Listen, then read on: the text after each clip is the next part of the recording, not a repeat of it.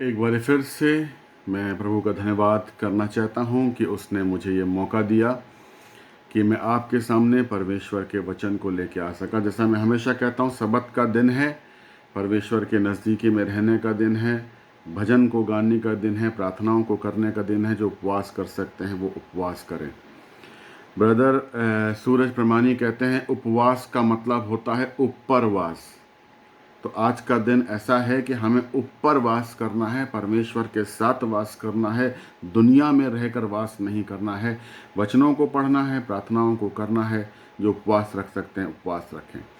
ज़्यादा समय वेस्ट ना करते हुए एक छोटी सी घटना बताऊंगा, उसके बाद हम लोग अपने वचन में चलेंगे, क्योंकि आज का वचन वचन नहीं, एक शिक्षा है। बीते दिनों में मेरे एक मित्र से बातचीत हो रही थी। वो अदर फेथ के थे और उन्होंने वचन से बहुत कुछ जानना चाहा। कुछ गलत इन्फॉर्मेशंस उनके पास थी बाइबल से को लेकर के, यीशु मसीह के जन्म को लेकर के, उनके माता पिता को लेकर के, और मैंने हर चीज़ों को उनको समझाया और बताया और बाइबल से ही कोट किया और बाइबल से ही अपने विश्वास को डिफेंड किया। लेकिन कई बार ऐसा होता है कि हम विश्वासी लोग चूँकि ठीक से बाइबल को नहीं पढ़ते हैं और बहुत तेज़ बाइबल को पढ़ते हैं, ज़्यादा ध्यान वचनों के ऊपर नहीं देते हैं। इसलिए जब ऐसा मौका आता है कि अदर फेथ के दोस्त भाई बहन हम लोगों के पास आते हैं और वचन से कुछ पूछते हैं, तो हम लोग जवाब नहीं दे पाते हैं, क्योंकि वचन को ठीक से ना तो पढ़ा है, ना तो उसके ऊपर चिंतन मनन किया है। और ये भी बताना चाहूँगा कि अंत का समय है और एंटी क्राइस्ट जो है वो इस दुनिया में उसने काम करना शुरू कर दिया है, वचन को तोड़ना और मरोड़ना शुरू कर दिया है और बहुत सारी चीज़ों को उसने शुरू कर दिया है। चर्चों में शुरू कर दिया है, लोगों की आराधना पद्धतियों को उसने जो है बदलवा दिया है। तो बहुत सारी चीज़ें वो धीरे धीरे करके कर रहा है और ये अंत समय के साइंस हैं जो हम लोग उस चीज़ को देख रहे हैं। तो ज़्यादा समय वेस्ट नहीं करेंगे और अपनी शिक्षा की ओर चलेंगे।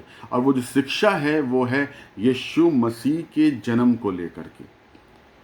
जो मेरी उस भाई से बातचीत हो रही थी तो वो यीशु मसीह के जन्म को लेकर हो रही थी और मैं चाहता हूँ कि मैं आपको भी इस चीज़ों को शेयर करूँ कि यीशु मसीह के जन्म के बारे में बाइबल हमें क्या बताती है और हमें किस प्रकार से यीशु मसीह के डिवाइन बर्थ को लेकर के अपने वचन को, अपने आप को और अपने वचन को डिफेंड करना। डिवाइन की मैंने बात करी है ना।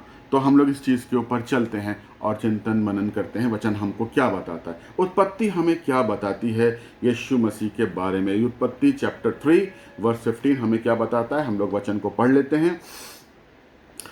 और मैं तेरे और इस स्त्री के बीच में और तेरे वंश और इसके वंश के बीच में बैर उत्पन्न करूंगा। वो तेरे सिर को कुचल डालेगा और तू इसकी एड़ी को डसेगा। यीशु मसीह ने, परमेश्वर ने उत्पत्ति में इस चीज़ की साफ भविष्यवाणी कर दी थी कि एक स्त्री होगी जो गर्भवती होगी। वो शादी नहीं, वो जो बच्चे को पैदा करेगी वो किसी शादी के तहत नहीं करेगी। वो एक डिवाइन बर्थ होगा और वो बच्चा जो होगा वो स्त्री का बच्चा होगा। यशाया हमको इसके बारे में क्या बताता है। इस कारण प्रभु आप ही तुम्हें चिन्ह देगा। सुनो, एक कुंवारी गर्भवती होगी और पुत्र को जनेगी और उसका नाम इम्मानुएल रखेगी। एक कुंवारी गर्भवती होगी। कुंवारी कभी भी गर्भवती नहीं हो सकती है, ये हम सब जानते हैं। साइंस हमें बताता है इस चीज़ को। लेकिन हमारी जो बाइबल है, हमारा जो परमेश्वर है, वो अद्भुत काम करने वाला परमेश्वर है और इसीलिए उसने इस चीज़ को लिखवाया है अपने नबियों और अपने भविष्यवक्ताओं के द्वारा कि एक कुंवारी गर्भवती होगी और एक पुत्र को जन्म देगी।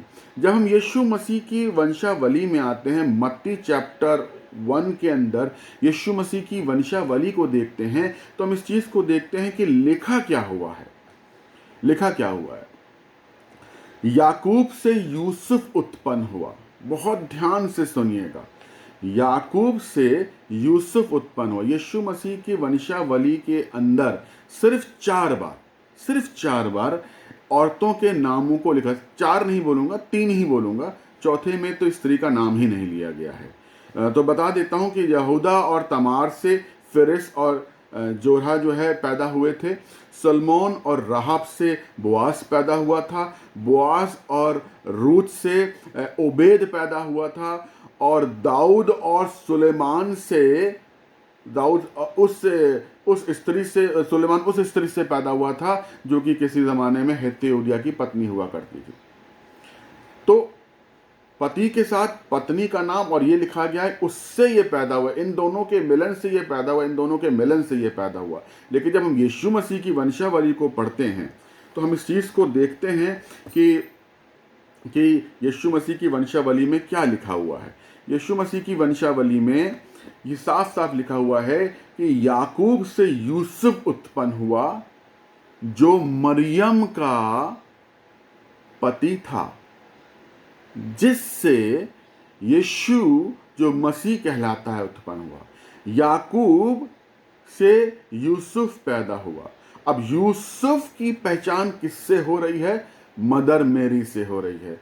यूसुफ जो था, जो मरियम का पति कहलाता था। मरियम यूसुफ की पत्नी नहीं कहलाती थी, बाइबल नहीं बता रही है। यूसुफ मरियम का पति कहलाता था। उस मरियम से यीशु जो मसीह कहलाता है उत्पन्न हुआ। हमने इस चीज को देखा। आगे भी देखते हैं कि यीशु मसीह के पिता के नाम को बहुत ज्यादा इंपॉर्टेंस नहीं दी गई है। बाइबल के अंदर यीशु मसीह को और यीशु मसीह की मां को इंपॉर्टेंस दी गई है। इसलिए आपने उत्पत्ति 3 चैप्टर 15 में पढ़ा था, वर्स 15 में पढ़ा था कि मैं तेरे और स्त्री के वंश के बीच में एक बैर उत्पन्न कर दूंगा। यशाया 7 वर्स 14 में आपने पढ़ा था कि कुंवारी गर्भवती होगी। मत्ती के चैप्टर में मैंने बताया कि 3 औरतों के नाम लिखे हैं जिनके द्वारा बच्चे पैदा हुए, चौथी का नाम ही नहीं लिखा है वंशावली के अंदर। बैतशैदा जरूर थी लेकिन उसका नाम लिखा नहीं गया है। तो अब हम लोग देखते हैं कि मत्ती, तो हम लोग ने इस चीज़ को देखा है कि यूसुफ का नाम बहुत ज़्यादा इम्पोर्टेंस नहीं रख रहा है, मदर मेरी का नाम इम्पोर्टेंस रख रहा है। आगे चलते हैं, मैथ्यू चैप्टर 2 वर्स 13 हमें क्या बताती है। प्रभु के एक दूत ने स्वप्न में यूसुफ को दिखाई देकर कहा, उठ, उस बालक को और उसकी माता को लेकर मिस्र भाग जा। स्वर्गदूत कभी नहीं कहता है उठ, अपनी पत्नी को और अपने बेटे को लेकर के मिस्र को भाग जा। वो कहता है उठ, उस बालक को और उसकी माता को, उस बालक को और उसकी माता को लेकर मिस्र में भाग जा। तो आप लोगों ने इस चीज को देखा होगा कि जोसेफ को बहुत ज़्यादा इंपॉर्टेंस नहीं दी गई क्योंकि डिवाइन बर्थ है, इसलिए बाइबल भी मदर मेरी को और यीशु मसीह के बर्थ को इंपॉर्टेंस देती है। गलातियों के अंदर क्या लिखा हुआ है, बड़े ध्यान से पढ़ेंगे। गलातियों चैप्टर 4 वर्स 4 में लिखा हुआ है कि परंतु जब समय पूरा हुआ तो परमेश्वर ने अपने पुत्र को भेजा जो स्त्री से जन्मा, जो स्त्री से जन्मा। अब ग्रीक के अंदर जन्मा वर्ड का मतलब होता है जेनोमाय। जेनोमाय का मतलब होता है बना। यीशु मसीह जो है बना, यीशु मसीह बना। यीशु मसीह यूसुफ और मदर मेरी के कारण जन्मा नहीं, वो बना। और अगर इसी चीज को हम लोग आगे देखते हैं यूहन्ना के अंदर, यूहन्ना चैप्टर 1 वर्स 14 में क्या लिखा हुआ, वचन देहधारी हुआ। वचन का जन्म नहीं हुआ, वचन देहधारी हुआ, वचन देहधारी हुआ। तो आपने इस चीज को समझा होगा कि यीशु मसीह का जन्म नहीं हुआ, यीशु मसीह को बनाया गया। ग्रीक के अंदर जन्म का मतलब होता है जेनोमाय, जिसका मतलब होता है बना, जिसका मतलब होता है बना।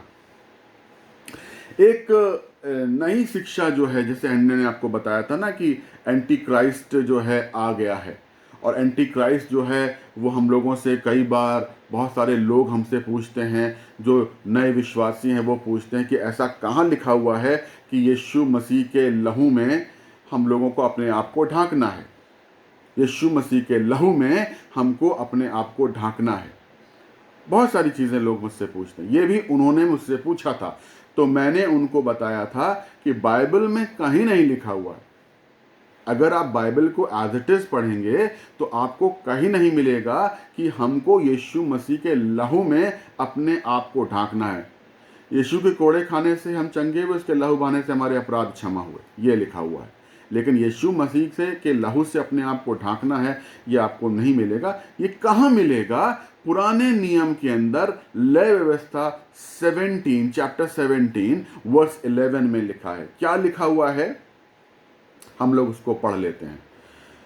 क्योंकि शरीर का प्राण लहू में रहता है और उसको मैंने तुम लोगों को वेदी पर चढ़ाने के लिए दिया है कि तुम्हारे प्राणों के लिए प्रायश्चित किया जाए, क्योंकि प्राण के कारण लहू ही से प्रायश्चित होता है। प्राण ही के कारण लहू से प्रायश्चित। एक बार फिर से पढ़ देता हूं मैं इसको, क्योंकि समझ में नहीं आया होगा। शरीर का प्राण लहू में रहता है, शरीर का प्राण लहू में रहता है, और उसको मैंने तुम लोगों को वेदी पर चढ़ाने के लिए दिया है कि तुम्हारे प्राणों के लिए प्रायश्चित किया जाए। तुम्हारे, क्योंकि प्राण के कारण लहू ही से प्रायश्चित होता है। हमारे मौत से, हमारे गुनाहों से, हमारे पापों का प्रायश्चित यीशु मसीह ने अपने लहू को बहाकर किया। लेकिन हिब्रू के अंदर, हिब्रू लैंग्वेज के अंदर प्रायश्चित का मतलब होता है कैफर। क्या कहते हैं? कैफर। कैफर का मतलब होता है कवर, कवर करना, टू कवर, यानी कि ढांकना। यीशु मसीह के लहू में प्रायश्चित होता है। यीशु मसीह के लहू में हम सब ढांके जाते हैं, हम सब ढांके जाते हैं। एक बार फिर से मैं इसको पढ़ता हूं। शरीर का प्राण लहू में रहता है और उसको मैंने तुम लोगों को वेदी पर चढ़ाने के लिए दिया कि तुम्हारे प्राणों के लिए प्रायश्चित किया जाए, तुम्हारे प्राण को ढांका जाए, क्योंकि प्राण के कारण लहू ही से तुमको ढांका जा सकता है, तुम्हारा प्रायश्चित हो सकता है। प्रायश्चित इन हिब्रू कैफर। कैफर का मतलब होता है टू कवर या ढांकना। तो आज की शिक्षा मैं यहीं पे समाप्त करता हूं। आज का वचन मैंने नहीं पढ़ा क्योंकि बीते दिनों में मेरे साथ ये घटना घटी, तो मैंने कहा शायद मैं आप लोगों को बताऊं ताकि हम सब लोग इस चीज़ को समझ सकें कि वचन को पढ़ना और बुक्स को, बाइबल के अलावा और भी किताबों को पढ़ना कितना ज़रूरी है। ये वचन के पढ़े और सुने और समझे जाने पर परमेश्वर आप सब लोगों को और साथ साथ मुझे भी बहुतायत की आशीष दे। एक बार फिर से सब लोगों को शबत शालोम। हम सब खुशी से रहें, आनंद से रहें, परमेश्वर के नज़दीक रहें। आप सबको जय यीशु।